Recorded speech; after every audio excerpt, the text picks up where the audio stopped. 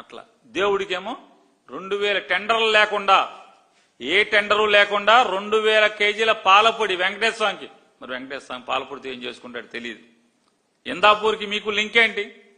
సంఘంకి వైష్ణవికి link ఏంటి? అలాగే రాజస్థాన్ బోలే బాబాకి హెరిటేజ్కి లింక్ ఏంటి?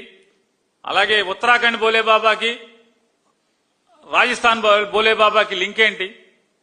ఏఆర్ డైరీకి చంద్రబాబు నాయుడు గారికి లింక్ ఏంటి?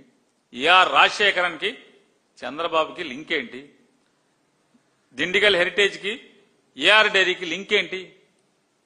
ఇవన్నీ ఎంక్వైరీ చేయించగలిగే సత్తా ఉందా మీ దగ్గర?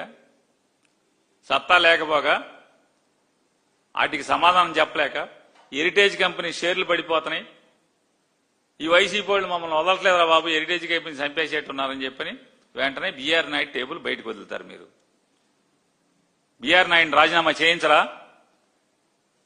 ఒక క్యారెక్టర్ లేనోడిని ఎంత బరి తెగించారంటే, ఆంధ్రజ్యోతి ఆయన రాస్తాడు, టీటీడీ చైర్మన్ గా అవ్వకముందున్నటువంటి భాగవతాలని ఇవాళ ఆపాదిస్తున్నారు. అసలు భాగవతాలు ఉన్నవాడిని దేవుడికి సేవకి వేస్తాం కరెక్టా?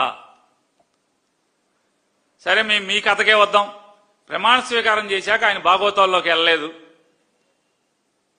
భాగవతాలకు అలవాటు పడినోడిని, బరి తెగించినోడిని దేవుడి సేవకి వాడటం కరెక్టా అని అడుగుతున్నాను.